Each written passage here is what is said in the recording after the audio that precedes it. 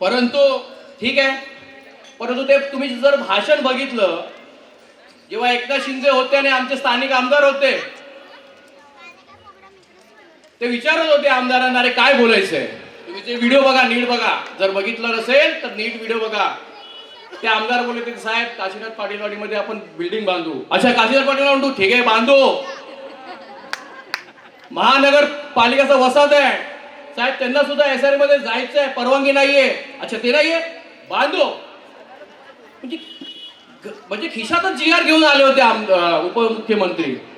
अरे फेकायचं म्हणजे तुम्ही तर मला वाटतं त्या नरेंद्र मोदी आणि अमित शहा आणि हा देवेंद्र फडणवीसचा सुद्धा रिकॉर्ड करून टाकला. मला खरं हसायला आला त्या गोष्टीचा की तुम्ही बोलताय काय. अरे आज आमचे मराठी बांधव इथे बसलेत, आज लाखोच्या संख्येने मराठी मोर्चा निघाला मराठा लोकांचा. तर आमचे मराठे नेते जरांगे पाटील साहेब चालत आले, चालत लाखोच्या लोकांना बिचारे, ते आमच्या मराठी महिला असतील, मराठी पुरुष असतील, लहान लेकरांना घेऊन तुम्ही जर बघितलं तर 10-15 दिवसाचा प्रवास ते नवी मुंबईपर्यंत आले होते. त्या गल्लीमध्ये जेवत होते, त्यांना सुविधा नव्हती. हाच एकनाथ शिंदे तेव्हा मुख्यमंत्री होता आणि त्या नवी मुंबईमध्ये छत्रपती शिवाजी महाराज की जय आणि महाराजांच्या नावाने त्यांच्या हातात जी.आर. दिलं होतं. जी.आर. की तुम्हाला आरक्षण दिलं, माहितीये की नाही. मुंबईमध्ये येऊन दिलं नाही, नवी मुंबईमध्ये अडवलं आणि खोटं महाराजांच्या नावाने जी.आर. हातात दिलं. मी विचारतो मराठा समाजाला, आरक्षण भेटला का हो? आरक्षण भेटला का? अरे एवढ्या मोठ्या समाजाला तुम्ही गाजर देताय आणि तुम्ही आमच्या घाटल्याचा विकास करायला आले त्या इथे फक्त ते पेपर घेऊन. लाज वाटते मला ह्या गोष्टी तुम्हाला सांगायला की तुम्ही उपमुख्यमंत्री, तुम्हाला सर्वांना बोलायची गरज नाही, कसे झाले तुम्हाला माहिती आहे. उद्धव साहेबांच्या पाठी खंजीर खुपून तुम्ही उपमुख्यमंत्री मुख्यमंत्रीचा पद घेतला या भाजपच्या नादाला लागत.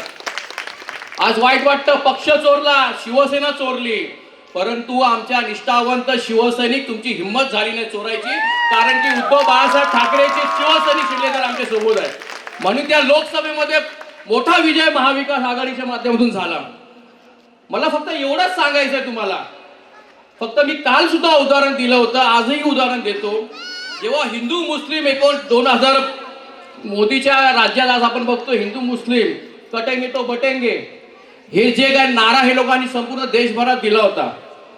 परंतु मुस्लिम जे मतदार आहेत ते सुद्धा विभागनीय गेले होते. कोण काँग्रेसला मतदान करायचा, कोण MIM असतील, कोण ओवेसी, असे विभागले गेले होते. पण तेव्हा ज्या मुस्लिम समाजाला समजलं की बाबा आमच्या समाजावर, आमच्या समाजाच्या लोकांवर अन्याय होतोय, तेव्हा तो एकवटले. या 2000 लोकसभेच्या आज तुम्हाला माहिती आहे खासदार होते आपले राहुल शिवाले. आज जसा हा संपूर्ण भाग, हा संपूर्ण घाटला परिसर मराठी माणसांचा आहे, तसा तो चिता कॅम्प मुस्लिम समाजाचा आहे. साहेब आज तुम्हाला सांगतो, उदाहरण देतोय, ह्यासाठी सांगतो की त्या बूथ मध्ये मुस्लिम लोक एकवटले, कारण की त्यांना माहित होतं की हे साले बदमाश लोक आहेत, हे आमच्या समाजाला कुठे ना कुठेतरी फसवणार आणि हिंदू मुस्लिमचं राजकारण करून हे वाट लावतील देशाची. म्हणून ते लोकांनी ठरवलं की आम्ही महाविकास आघाडीला मतदान करणार एकत्र. मग त्यामध्ये ओबीसी होते, समाजवादी पार्टीचे सर्व होते, त्यांना एकही मतदान नाही झालं. आमच्या खासदारांना तुम्हाला माहिती आहे, एक बूथ मध्ये कमीत कमी 800 ते 1000 मतदार असतात. तुम्हाला माहिती आहे त्या एक बूथ मध्ये किती पडलं? ते आपल्या खासदार महायुतीच्या राहुल शिवालेंना 5 मतं.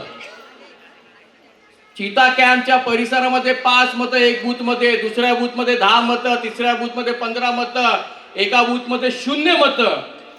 जर मला तुम्ही सांगा, जर मुस्लिम समाज स्वतःच्या समाजाला वाचवण्यासाठी एकत्र येऊ शकतात, तर आपण आपल्या मुंबईकरांसाठी, मुंबईच्या महाराष्ट्र मराठी माणसासाठी आपण काय एकत्र येऊ शकत नाही का? आज मला फक्त, मी काहीच बोलणार नाही, फक्त एवढंच सांगणार, आज 2 भाऊ सन्माननीय उद्धव बाळासाहेब ठाकरे आणि आपले राजसाहेब ठाकरे फक्त आणि फक्त मराठी माणसासाठी आले होते. जे हिंदी सक्तीचा मुद्दा ते लोकांनी जर घेतला होता, त्या मुद्द्यासाठी ते लोक एकत्र आले. भविष्य खूप बेकार आहे. आज तुम्हाला फक्त छोटासा बोलतो, आज तुम्ही BRC मध्ये जर गेलात ना, मी बोलायचं म्हणून बोलत नाही, खूप महत्वाचा विषय आहे. आज परप्रांती आज BRC मध्ये साहेब 6,500 परप्रांतीय लोक आले नोकरीसाठी. त्यामध्ये फक्त मराठी किती आहेत माहितीये का? फक्त 20. BRC सारख्या गव्हर्नमेंट जॉब मध्ये म्हणजे तो कोणाचा आहे? केंद्र सरकार, नरेंद्र मोदी. 6,500 फक्त आपल्या बाजूच्या BRC ला कामाला विचारे. पण आपले मराठी मुलं कुठे आहेत? 20. आमचे लोक अधिकारी तिथे आहेत, आमचे पवार साहेब बसले, कदाचित ते सांगतील तुम्हाला मी काय बोलतोय. खूप महत्वाचा विषय आहे आज मुंबई.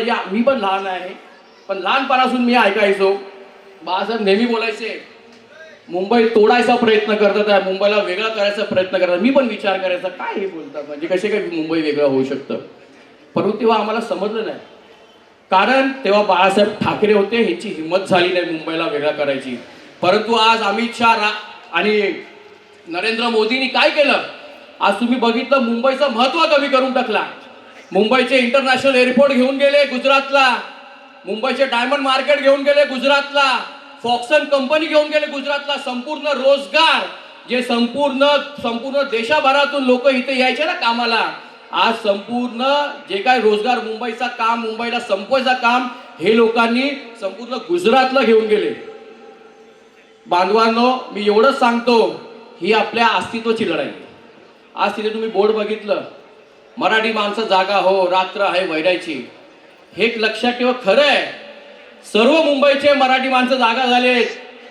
गिरगाव असतील, लालबाग परेळ असतील, आज सर्वांनी ते बॅनर लावलंय.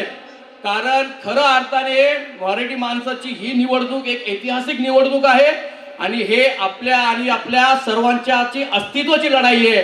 मी एवढंच जाता जाता बोलणार की येणाऱ्या 15 तारखेला आपल्या सन्माननीय आमच्या वहिनी मीनाक्षीताई पाटणकर यांना भरघोस मताने 15 तारखेला मशालच्या बटन दाबून आपण प्रचंड बहुमताने विजय करणारच. परंतु जे मी उदाहरण दिलं चिता कॅम्पचा, ते अपेक्षा करतो प्रत्येक बूथ मधून या भाजपच्या ह्या मिंदे सरकारांचा जेव्हा आपण बटन दाबणार ना, तेव्हा त्या मशालीवरती बटन दाबणार आणि ह्यांची लायकी काय आहे मराठी माणूस हे या इलेक्शन मध्ये दाखवून दिवा राहणार नाही. जय हिंद, जय महाराष्ट्र. CEN न्यूज, देश प्रदेश की ताजा तरीन खबरों के लिए CEN न्यूज को सब्सक्राइब करें और रहें पल पल की खबर से हर पल बाखबर.